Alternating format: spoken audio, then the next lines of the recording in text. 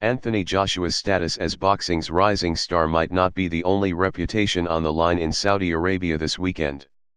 British fighter Joshua is seeking to reclaim 3 heavyweight titles from Mexican-American champion Andy Ruiz Jr., who stunned the sporting world with his 7th-round victory at Madison Square Garden in June.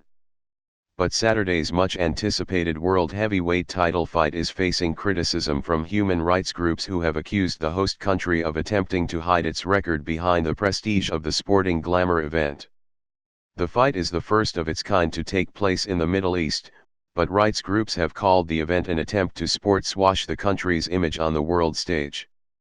Amnesty International encouraged athletes to use the hype around the event to shed light on the abuses.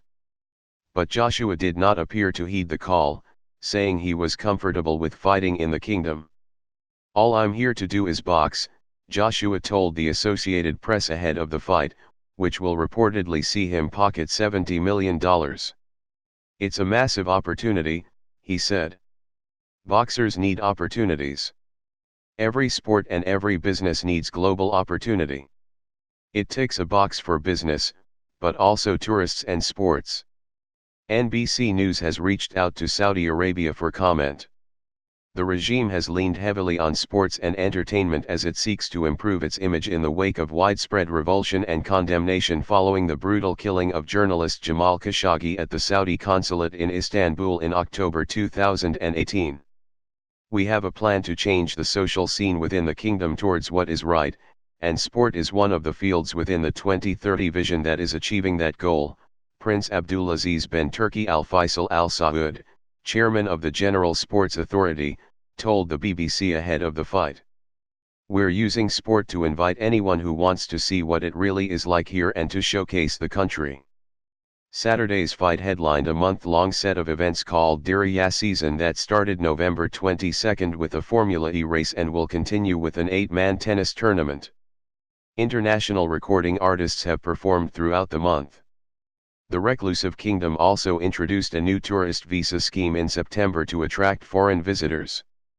Crown Prince Mohammed bin Salman has launched a series of reforms since assuming power in June 2017, allowing women to drive and attend public performances including sporting events in an effort to reshape how the world views the kingdom. President Donald Trump's administration has strengthened its alliance with the powerful young royal, who has presented himself as a reformer eager to transform the deeply conservative society. But the progressive changes have masked a broader crackdown, according to rights groups. The Crown Prince said earlier this year that while he takes full responsibility for Khashoggi's murder as the country's leader, he did not order his killing. The CIA and other foreign intelligence agencies have concluded otherwise.